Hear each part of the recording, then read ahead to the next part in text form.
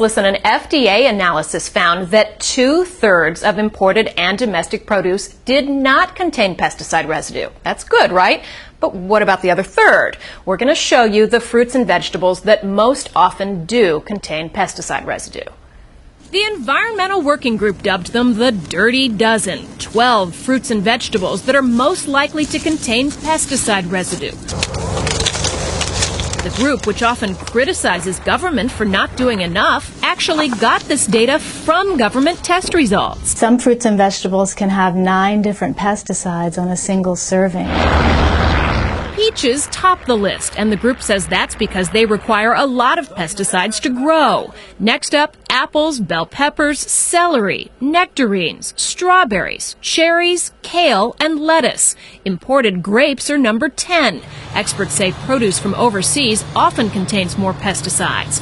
Rounding out the list, carrots and pears. And these are fruits and vegetables that have generally been washed and peeled, and they're still contaminated with pesticides. This is what we're eating. Environmental groups say pesticides can be carcinogenic, harm our nervous systems, and alter our hormones. But statistics show the vast majority of fruits and vegetables that do contain pesticide residue have only tiny trace amounts allowed by the government.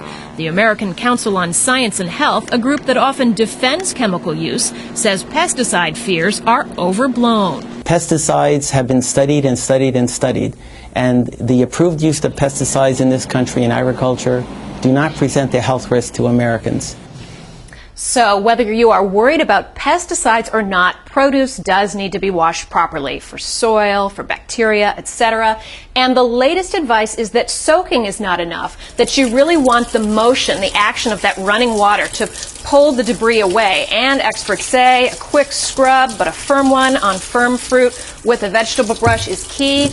And one recent study showed that a solution of vinegar and water is very effective in getting pesticides and other things off of produce, Chris. Vinegar and water. Very good. Yep. Thank you very much, Elizabeth Leamy. There is that list of produce we want to look out for, and if you want it, you go to abcnews.com. It's right there.